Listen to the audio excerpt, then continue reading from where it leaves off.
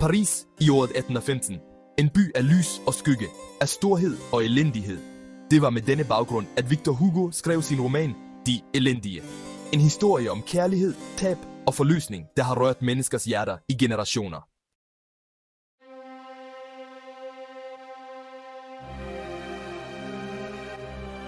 I hjertet af denne storslåede fortælling møder vi Jean Valjean, dømt for at stjæle et brød. Han bliver fængslet i 19 år og kommer ud mærket af sin forbrydelse. Et tilfældigt møde med biskop Myriel viser ham vejen til forløsning. Biskoppens venlighed tænder et glimt af håb i Valjeans hjerte. Han sværger at ære biskoppens tro ved at forandre sig selv.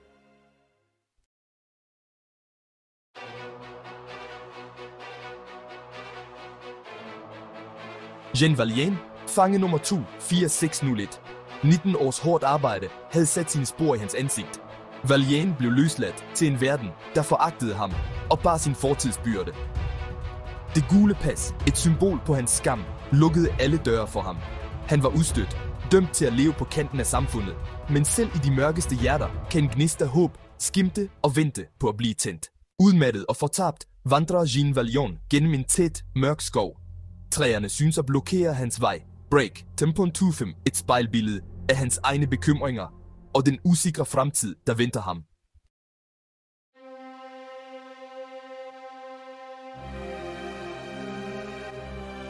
Den nat under biskoppens tag afgav Jean Valjean et løfte. Han ville ære biskoppens tillid og stræbe efter at blive et bedre menneske. Det stjålne sølv blev et symbol på hans forvandling. Da en ny dag oprandt, drog Valjean afsted, en forandret mand. Hans rejse mod forløsning var begyndt.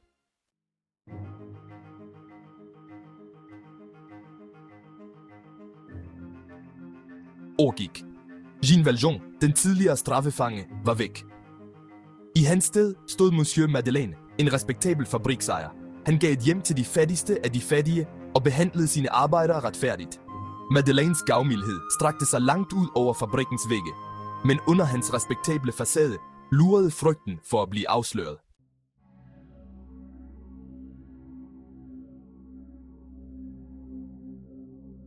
Mens Montreuil-sur-Mer blomstrede, ankom inspektør Javert. Javert fornemmede noget bekendt ved Monsieur Madeleine. Han indledte en diskret undersøgelse og overvågede Madeleines hver bevægelse. Madeleine, bevidst om Javerts gransken, gik på tynd is. Fred var en luksus, han ikke havde råd til.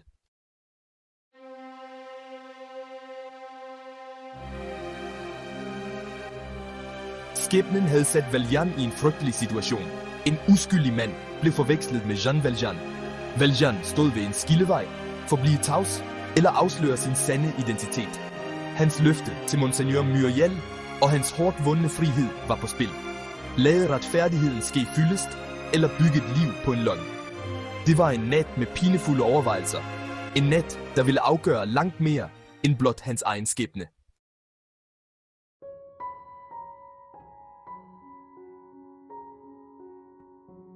Fantine, en ung kvinde, forladt af sin elskede. Hun sled i Madeleines fabrik. Hendes eneste håb hvilede på hendes datter Cosette. Afvist fra sit arbejde, hendes verden brød sammen. Fortvivlelse gnavede i hende. Sultens spøgelse truede i horisonten. Men tanken om Cosette nærede hendes beslutsomhed om at overleve.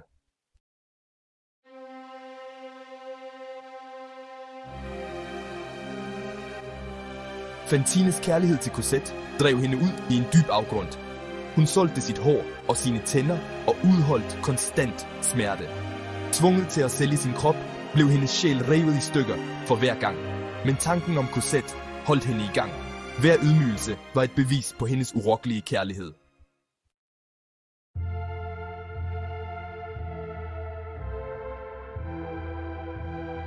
Fantines helbred blev hurtigt værre. Hendes liv gled væk på et fattighospital. Monsieur Madeleine skyndte sig til hendes sygeseng og tilbød sin hjælp.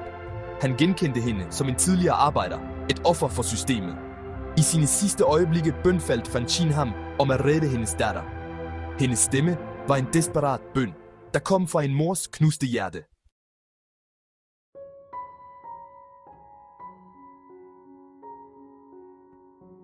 Cosette, en skrøbelig blomst, der levede i skyggen af grusomhed. Efterladt til Thénardiers nåde, blev hun deres fange. Hun blev tvunget til at arbejde utrætteligt, og hendes barndom blev stjålet fra hende. Thénardier opretholdt en facade af respektabilitet. Cosette søgte trøst i mørket på sit loftsværelse.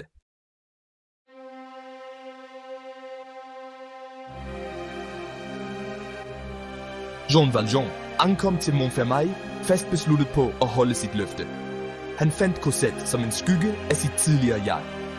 Forhandlingerne med Thénardier var fyldt med bedrag. Valjean betalte en høj pris for Cosette. Med Cosette ved sin side forlod Valjean kroen. Deres rejse var lige begyndt.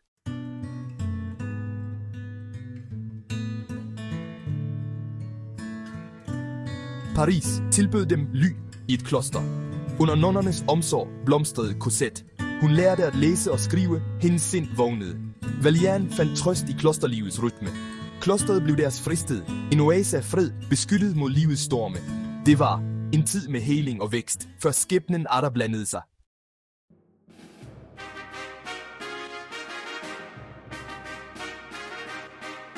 Paris var fyldt til randen med liv, men bag pragten bankede en anden by. En by af smalle gyder og glemte hjørner. Det var her, midt i elendigheden, at Gavroche boede. Et forladt barn, overladt til gaderne. Han kendte hver en krog og sprække i denne labyrint af en by. Brostene var hans legeplads, randestenene, hans kilde til eventyr. Han var en rigtig fighter, et ægte barn af gaderne. Hans ånd forblev ubrydelig på trods af den barske virkelighed. Overlevelse var et spil, en daglig udfordring, som han mestrede med snilde og list. Han snuppede madraster, narrede købmændene og undslap politiet med forbløffende lethed. Han var en skygge, et fantom, der bevægede sig gennem Paris' underverden. Men bag denne maske af snilde gemte Gavroche et hjerte uberørt af kynisme. Han delte sine sparsomme fund med andre. Hans latter gav genlyd gennem gyderne, et tegn på trods mod det truende mørke.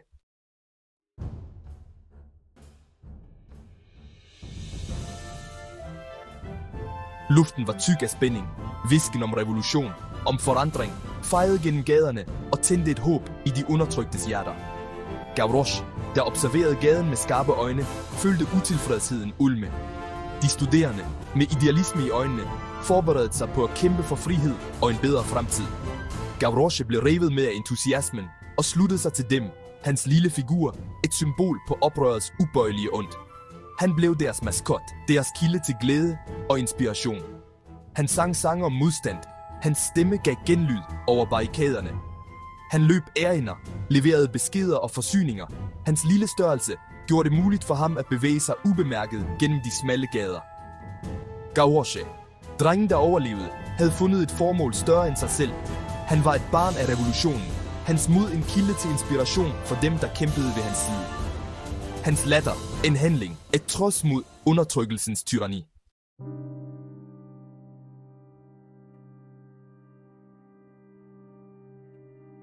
Midt i kaoset og kampene fandt Gavroche øjeblikke af ren glæde.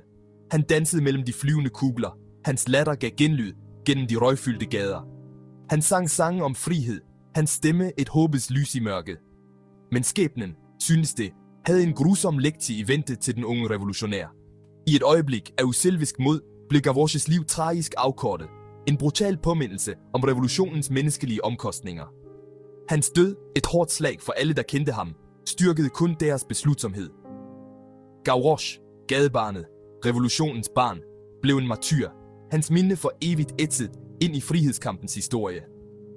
Selvom hans tid på jorden var kort, levede Gavroches ånd videre, et bevis på den urokkelige kraft af mod, medfølelse og den urokkelige tro på en bedre fremtid. Han var symbolet på det potentiale, der ligger i os alle, bare venter på at blive antændt og lyse op i verden. Luxembourg Have badede i det bløde lys fra en parisisk eftermiddag. Cosette, nu en ung kvinde, hendes skønhed afspejlede hendes nyfundne lykke, spacerede langs de rene stier. Det bange barn var væk. Hendes ånd blomstrede under Valjeans kærlighed og beskyttelse. Marius, en ung student, hans hoved fuld af drømme om frihed og en lysere fremtid, blev draget af Cosettes æteriske skønhed. Deres øjne mødtes på tværs af den travle park. En gnist af genkendelse tændte mellem dem. Han var betaget. Hans hjerte hamrede i brystet. Hvem var denne skønhed? Han længtes efter at kende hende, at opklare mysteriet bag de betagende øjne. Han besluttede sig for at finde ud af, hvem hun var, at finde en måde at bygge bro over den kløft, der skilte dem. Cosette følte også vægten af hans blik. En rødmen varmede hendes kinder. Hendes hjerte gentog det hurtigere tempo i hendes skridt. Hun turde ikke vende sig om, men hun kunne ikke ryste følelsen af, at deres skæbner havde flettet sig sammen i det flygtige øjeblik.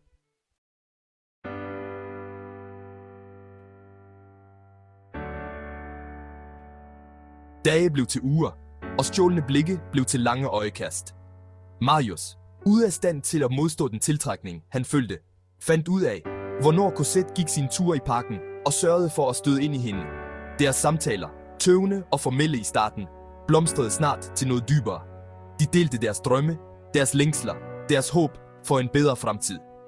Marius, betaget af Cosettes uskyld og venlighed, blev mere og mere forelsket i hende. Han skrev digte til hende. Hans ord flød ud på papiret, fyldt med dybden af hans kærlighed. Han trykkede de søde ord i hendes hånd under deres korte møder. Hans hjerte hamrede, splittet mellem håb og frygt. Cosette, hvis hjerte genlød af følelser, hun aldrig havde turet drømme om, værdsatte hans ord. Hun læste hans digte igen og igen, hver stavelse et bevis på det bånd, der blomstrede mellem dem. Hun var tiltrukket af hans idealisme, hans passion for retfærdighed, hans urokkelige tro på kærlighedens kraft.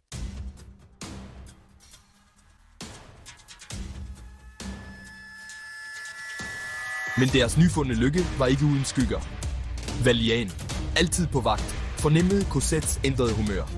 Hans bekymring, den dvælende følelse, de stjålne øjeblikke af lykke, viskede om en hemmelighed.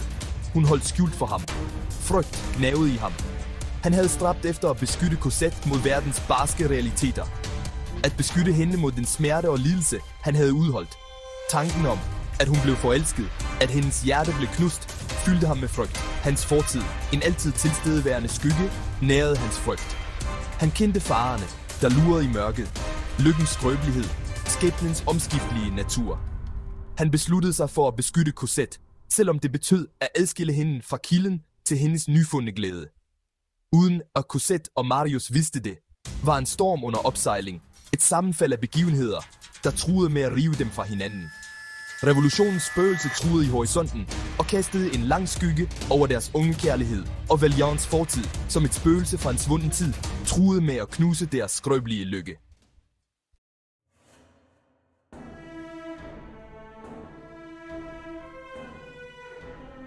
Gaderne i Paris, engang så livlige og fulde af glæde, genlød nu af en anden rytme. Den rytmiske hammeren fra smeden var blevet erstattet af trommernes buldren. Et kald til kamp, der gav genlyd gennem de smalle gader. Enjolras, en ung mand med urokkelig overbevisning, hans øjne fyldt med revolutionens ild, samlede de studerende omkring sig. Han talte om frihed, lighed, om en fremtid fri for undertrykkelse. Hans ord tændte et glimt af håb i de undertryktes hjerter. De studerende, deres ungdomlige idealisme, drevet af en længsel efter forandring, strømmede ud på gaderne. Deres stemmer forenede sig i et kor af modstand mod den bestående orden. De rejste barrikader og forvandlede byen til en labyrint af oprør. Luften, tung af krudtrøg og forventning, knitrede af eksplosiv energi. Folket, inspireret af de studerendes mod, sluttede sig til kampen. Deres vrede over års uretfærdighed kogte over. Revolutionen, der længe havde ulmet under overfladen, var brudt ud.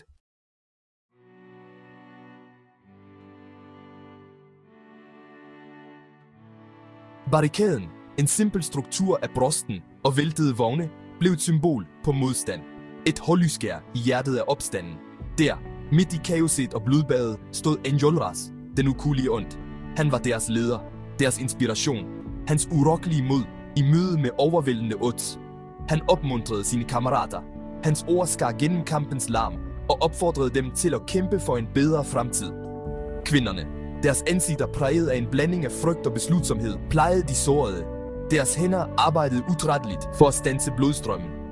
Børnene, deres uskyld tabt i revolutionens smeltedil, bar beskeder og forsyninger. Deres lille størrelse tillod dem at navigere gennem de labyrintiske passager.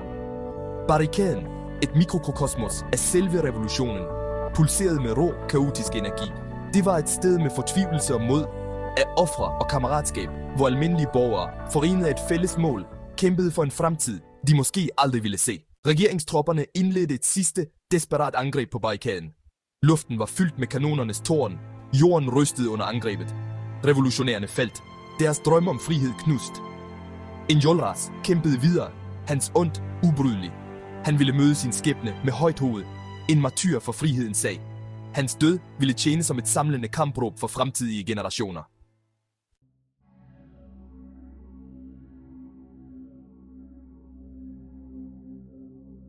Lugten af død hang tungt i luften. Krudtrøg fyldte luften, et gruopvækkende slør over de faldne. Valjean, med hjertet hamrende i brystet, ledte desperat blandt kroppene. Han havde givet et løfte til en døende kvinde. Et løfte om at beskytte hendes datter, hans elskede Cosette. Han fandt Marius, hans blodfarvede brostende røde. Et offer for den grusomme revolution. Den unge student, hans drømme om en bedre fremtid, der forsvandt med hvert besværet åndedrag, klamrede sig til livet. Valjean glemte sin egen sikkerhed og løftede Marius' livløse krop.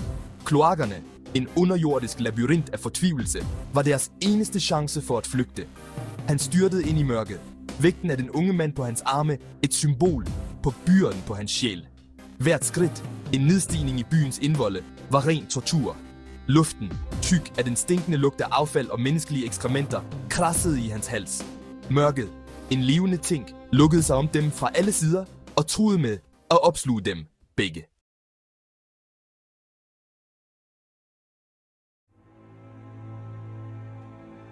Kloakken, et vidne til byens underside, genlød med de glemtes under.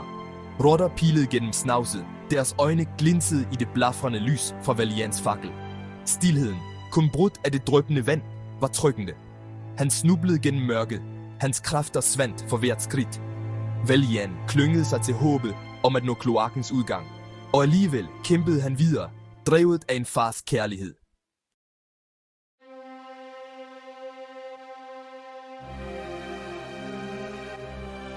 Jean Valjean, den tidligere fange, flygtningen, beskytteren, trak vejret for sidste gang. Han døde omgivet af kærlighed med Cosettes hånd i sin. Hans rejse fra fortvivlelsens dybder til selvopoffrelsens højder tjente som et håbets fyrtårn for de undertrykte. Et bevis på medfølelsens forvandlende kraft. Alligevel opgav han aldrig sin søgen efter forløsning.